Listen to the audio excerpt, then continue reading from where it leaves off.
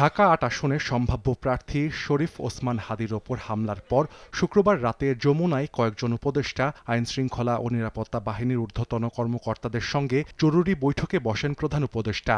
ড মুহাম্মদ ইউনুস বলেন, এই হামলা বাংলাদেশের গণতান্ত্রিক অভিযাত্রার উপর সুপরিকল্পিত আঘাত। এর মাধ্যমে পরাজিত শক্তি দেশের অস্তিত্বকে চ্যালেঞ্জ করার দুঃসাহস দেখিয়েছে।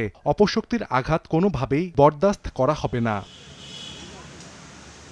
হামলার মাধ্যমে নির্বাচন ও গণভোট বানচাল করার ষড়যন্ত্র করা হচ্ছে জানিয়ে প্রধান উপদেষ্টা বলেন, কোনো অবস্থাতেই এই ধরনের ষড়যন্ত্রকে সফল হতে দেয়া হবে না।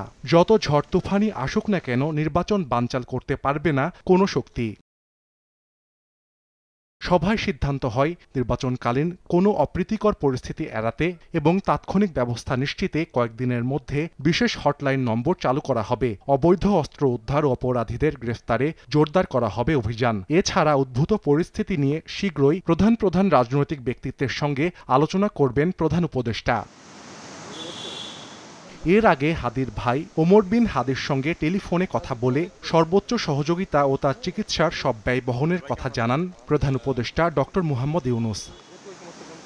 সাহাল আব্দুল্লাহ আলভি, সময় সংবাদ।